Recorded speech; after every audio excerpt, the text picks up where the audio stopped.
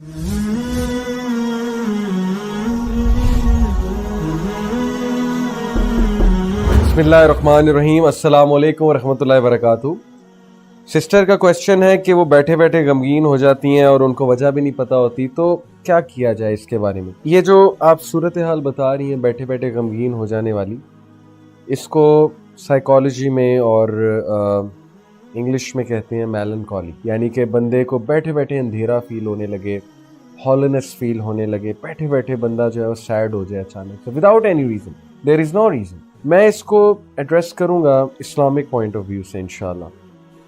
मैं ये समझता हूँ कि बैठे बैठे गमगीन होना और बैठे बैठे सैडनेस का अटैक हो जाना, हॉलोनेस फील करना, I call this the cry of your soul. ये आपकी सोल की चीख है, it's crying for something, it's yearning for something. ये मेरा पर्सपेक्टिव है, you can search out more perspective, but to me it is the cry of your soul.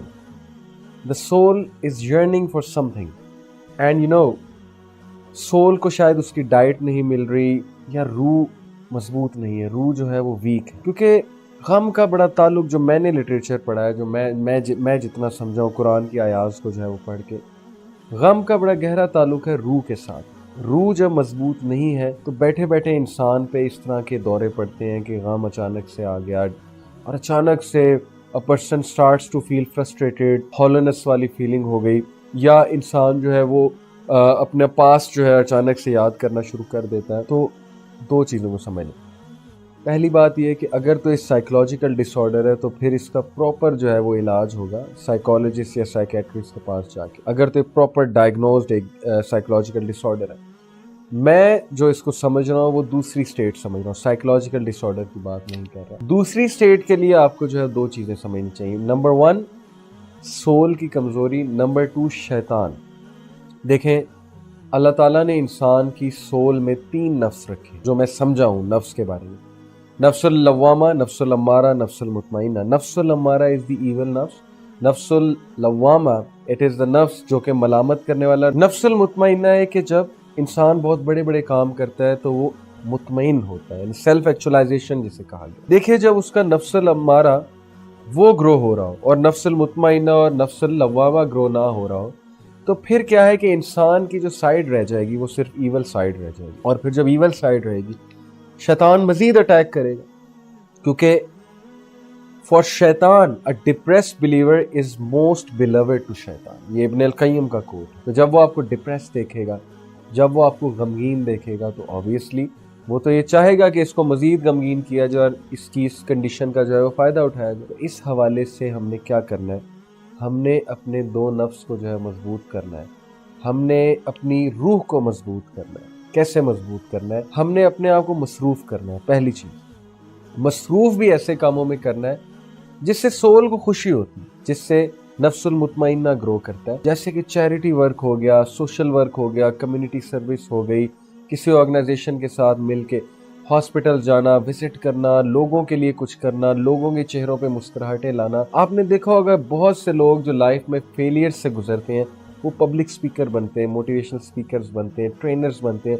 क्यों? वो लोगों को कुछ देना चाहते हैं, लोगों को खुश करना चाहते हैं, बिकॉज दे नो अगर वो फारिग बैठ जाएंगे तो शैतान उनका जो है दिमाग उसको टोटली ख़राब कर देगा। तो इसलिए पहली चीज़ अपने आप को मसरूफ़ करना चाहिए, किताबें पढ़ें, अच्छा लिटरेचर पढ़ें। दूसरी बात, शैतान से पनाह मांगें, ज़िक्र अज़कार करें, ला हौला वला कुव्वता इल्ला बिल्लाह, वेरी पावरफुल ज़िक्र। देन सुब्हानल्लाह व बिहम्दी सुब्हानल्लाहिल अज़ीम, देन दुरूद शरीफ, देन ला इलाहा इल्ला अंता सुब्हानका इन्नी कुन्तु मिनज़ ज़ालिमीन। यानी ये ऐसा ज़िक्र है, इतना पावरफुल ज़िक्र है कि जो शख्स भी ये करेगा तो नबी सल्लल्लाहु अलैहि वसल्लम ने फरमाया कि अल्लाह उसको उस मुसीबत से निकाल लेंगे, अल्लाह उसको इस डिस्ट्रेस से निकाल लेंगे। तो ज़िक्र को हमें अंडरमाइन नहीं करना चाहिए। इस्लाम पूरा पैकेज है। इस्लाम ने अगर ब्रेन की बात की है, माइंड की बात की है, तो सोल की बात की है। वेस्ट में आपको सिर्फ माइंड का पर्सपेक्टिव मिलेगा, वेस्टर्न साइकोलॉजिस्ट, वेस्टर्न फिलोसोफर से। इस्लाम में जिक्र अज़कार भी है, नमाज भी है, पेशेंस भी है, इस्लाम में सोल की डाइट भी है। ये सारी चीज़ों पे अमल करेंगे तो इंशाल्लाह definitely we will come out of that state, क्योंकि अला बिज़िक्रिल्लाहि तत्मइन्नुल क़ुलूब। तो इस चीज़ को जितना हम जल्दी समझ जाएं उतना बेहतर है, और अगर हम नहीं समझेंगे तो फिर ये चीज़ कैरी फॉरवर्ड रहेगी تو کچھ پانے کے لیے ظاہر ہے کچھ کھونا تو پڑتا ہے. ڈسپلن آپ کو کرنا پڑے گا, آپ کو تھوڑی محنت کرنی پڑے گی, ایکشن لینا پڑے گا آپ کو. ہم کیا کرتے ہیں کہ 100 لوگ کو بتا دیتے ہیں یہ پرابلم ہے, یہ پرابلم ہے, یہ پرابلم ہے, اور ایکشن کوئی لیتے نہیں. تو اس طرح مسئلے مسائل حل نہیں ہوتے, ایکشن لینا پڑتا ہے. آپ 1-2 بار ایکشن لے کر دیکھیں, انشاءاللہ اللہ اس میں برکت ڈالے, ساتھ ساتھ دعا بھی کریں. تو I hope this answers your question. جزاکم اللہ خیر. السلام علیکم ورحمۃ اللہ وبرکاتہ.